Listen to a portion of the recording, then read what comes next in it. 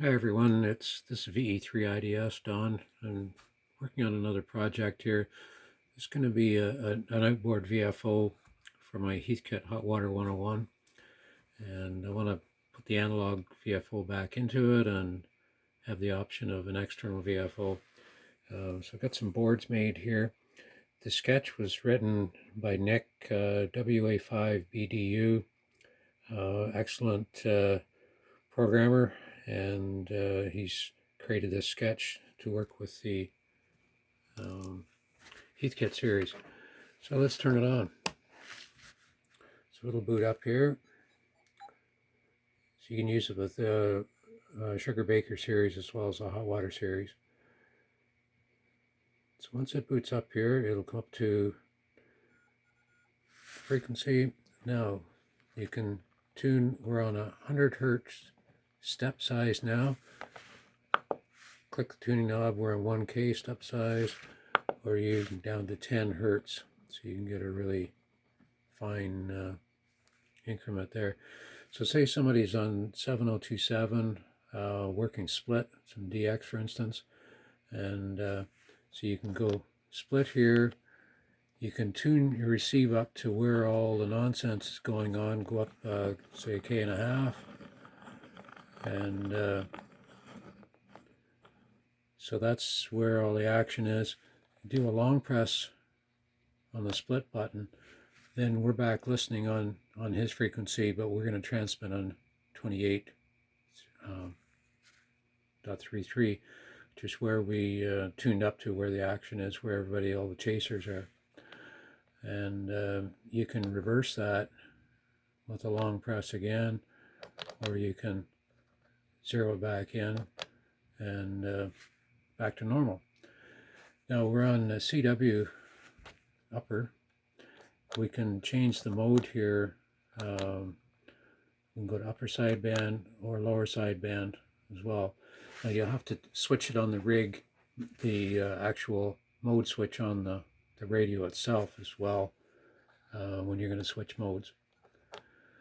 And you'll notice that when you go from sideband to phone, or sideband to CW, that the frequency jumps by 1K, which is the offset in the Heathkit, has the 1K sideband, or 1K shift for the CW. So this VFO accounts for that. So say you want to change bands, do a long press on the VFO, and then you can select your band. So it'll do all the bands. And it also has, do a press again, and then you're on 20 now. It also has the different heterodyne oscillator frequencies that you measure the rig, the actual oscillator frequencies, and enter it into the program, into the sketch, and it will do the math for you so that the frequency here is the true frequency each band. It doesn't get errors because of that. And of course the VFO, being a digital, is super stable, doesn't drift, doesn't wander around. You can turn the rig on and within 30 seconds you can use the rig as soon as it's warmed up enough for the tubes to work. You can go ahead and use the rig. You're not going to drift all over the band for the first half hour.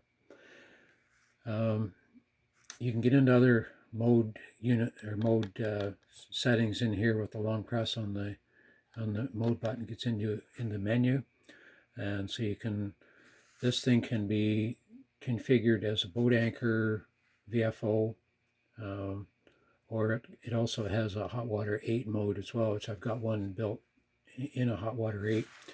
It has a keyer built into it as well, so you can use a straight key, or you excuse me, you can plug a set of paddles in as well and use that.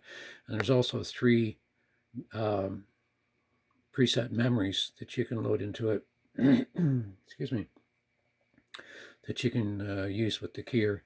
And I've added this switch here, which will be one to use the digital VFO's output to the radio, or down we'll switch the analog, bypass it directly through, so you can still use the old-fashioned analog dial on the radio. So Anyway, there's my latest project. It's not in the rig yet, but it looks like it's all functional at this point. And next step is to put some jacks on the back of the rig and bring power and VFO lines out and go into the key jacks. Anyway, 7-3. Have a great day.